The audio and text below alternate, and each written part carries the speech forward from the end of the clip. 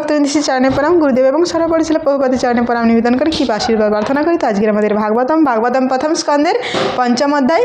তো আমরা আজকে 26 নম্বর শ্লোক পড়ব। তো নারদ মুনি তিনি তার শিষ্য ব্যাসদেবকে তিনি তার জীবনী তিনি উদ্গার করে বলছেন, হে বৎস, আমার জীবনী আমি তোমাকে শোনাচ্ছি, তুমি শোনো। এই ভাগবতমের প্রভাব, ভগবত ভক্তের প্রভাব আমি কি ছিলাম।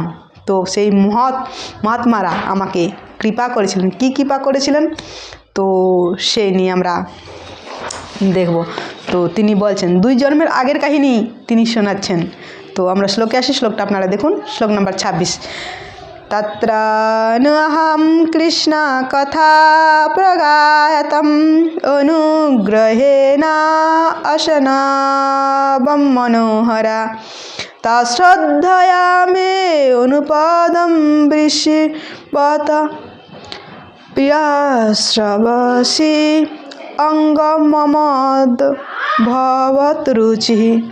অনুবাদ: হে ব্যাসদেব, যেখানে সেই মহর্ষিরা প্রতিদিন পরমেশ্বর ভগবানের চিত্তাকর্ষণ কার্যকলাপের বর্ণনা করতেন, তাদের অনুগ্রহে আমি তা শ্রবণ করতাম। দেখুন, শ্রবণ করাটা হচ্ছে কত গুরুত্বপূর্ণ। শ্রবণ করা, এভাবে বিনিষ্ট চিত্তে তা শ্রবণ করার ফলে প্রতি পদে পরমেশ্বর ভগবানের মহিমা শ্রবণে আমার রুচি বৃদ্ধি পেতে থাকেন। একবার যিনি শ্রবণে টেস্ট পাবেন, তার আরও বৃদ্ধি বাড়তে থাকবে। তো তিনি বলছেন যে তাদের উচ্ছিষ্ট পেয়ে কিনা আমার ভগবানের কথায় রুচি বৃদ্ধি পেতে লাগলো। আমি তাদের কথা নিবিষ্ট চিত্তে শ্রবণ করেছি। তো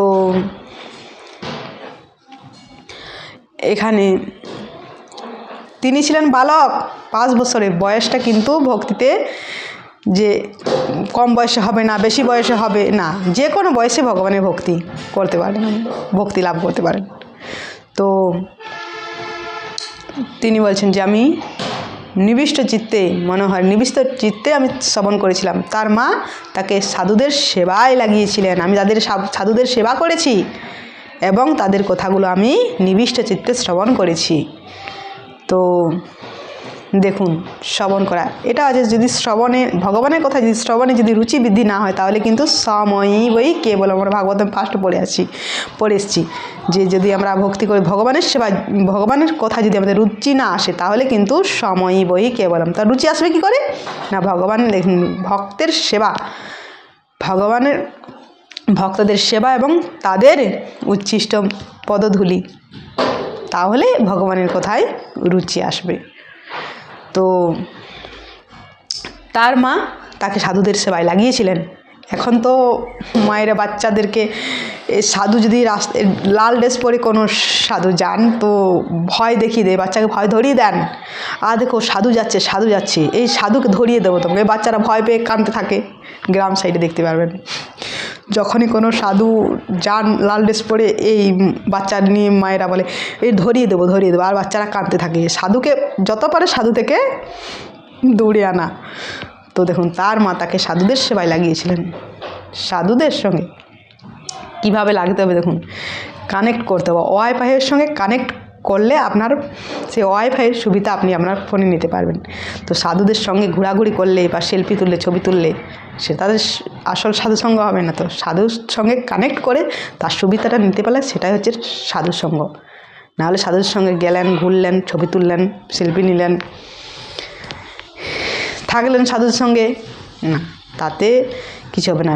শ্রবণ করতে তার সাথে কানেক্ট করে সেই সুবিধাটাকে গ্রহণ করতে হবে, কানেক্ট করতে হবে। একই ব্যক্তি এক জায়গায় ওয়াইফাই থাকবে, পাসওয়ার্ড জানবেন না, তাহলে কিন্তু সেটা সুবিধা নিতে পারলেন না। তাহলে আপনি যতই থাকেন ওখানে, যতক্ষণেই থাকেন, কিন্তু আপনার তাতে সেটা পূর্ণ হবে না, সাধুসঙ্গ হবে না। সাধুর কাছে যতক্ষণেই থাকেন আপনি, সাধুসঙ্গ হবেন না। সে কথা তার সাথে কানেক্ট করে সে সুবিধা নিতে হবে। তো আজ এই পর্যন্ত, বাকিটা পরের দিন আমরা আলোচনা করি।